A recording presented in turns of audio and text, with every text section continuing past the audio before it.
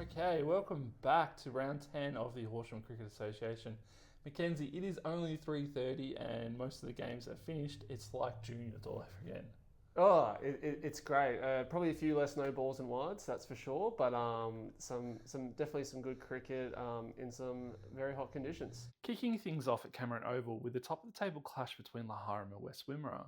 The Demons won the toss and chose to bat, posting 162.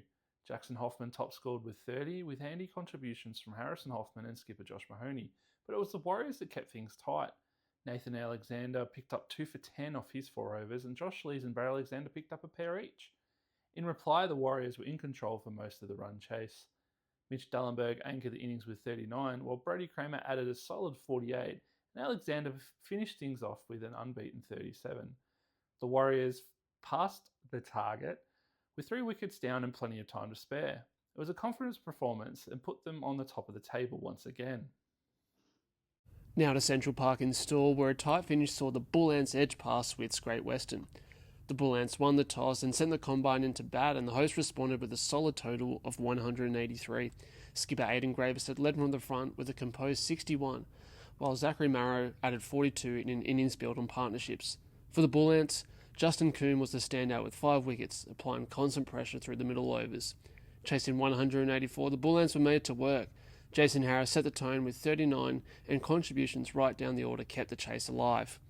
In the closing stages, Anthony Cutter held his nerve, finishing unbeaten on 17 as the Bull Ants reached the target with 1 wicket in hand.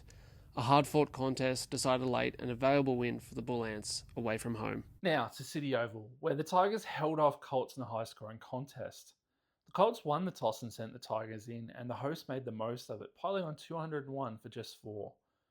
Tyler Puls was the standout with a fluent 61, while Jake Durden added an unbeaten 54, and Callum Jackson chipped in with a steady 33 as the Tigers put together a strong total. In reply, the Colts fought hard until the end. Adam Atwood made 45, Josh Colbert and Joey Nagorka both added 41, and the Colts stayed in the run chase all the way into the end of the innings. But it was the Tigers that held their nerve, restricting the Colts to just 194.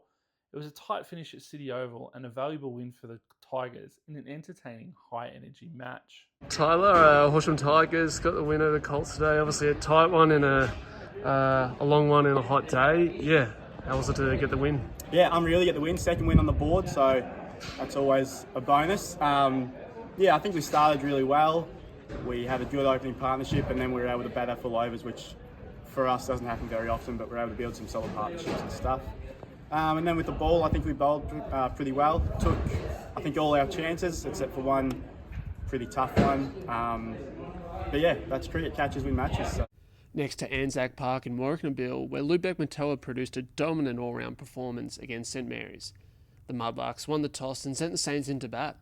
Daniel Westerland top scored for the host with 46, but it was the bowlers who dominated overall. Jarvis Mitchell completely turned the match with a brilliant spell, 5 wickets for just 12 runs, ripping through the middle order as St Mary's bowled out for 125. In reply, Lubeck Matoa made it look comfortable. Shannon Reddy led the chase with a classy 57, well supported by Joshua Head and skipper Cameron Newell, helping the team pass the target in the 28th over with 8 wickets to spare. Finally to Brim, where Donald Jeffcott claimed a comfortable win over Brim KSH in A grade. Donald Jeffcott won the toss and sent the Eagles into bat, and the bowlers set the tone early. Brim were bowled out for just 89, with Lachlan McGuinness top scoring with 22.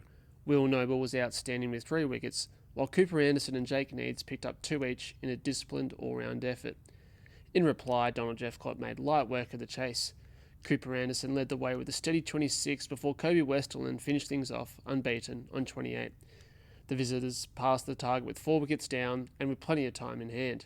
A sharp performance from Donald Jeffcott, brilliant with the ball and calm in the chase. All right, so Andy, win for Donald Jeffcott today against Brim. Obviously, you guys bowled quite well and then finished off with a bat. Yeah, how do you feel about the performance? Yeah, really good. Especially bowling-wise, I feel like that's our standard. We're good in the field. We've got a decent bowling lineup. It's just our batting that we're probably lacking a little bit with fellas getting in, making a start, and then just not continuing on with it. So hopefully, if we're gonna want to do well in finals, that's what we're gonna have to pick up on, is our batting side of things. But I feel like we've got a good young side. We're energetic in the field. yeah, everyone can sort of do their task with the ball. It's just our batting at the moment. We need to get into the net's probably speaking for myself more than anything. But I still feel like it's an important win for us. So that was good.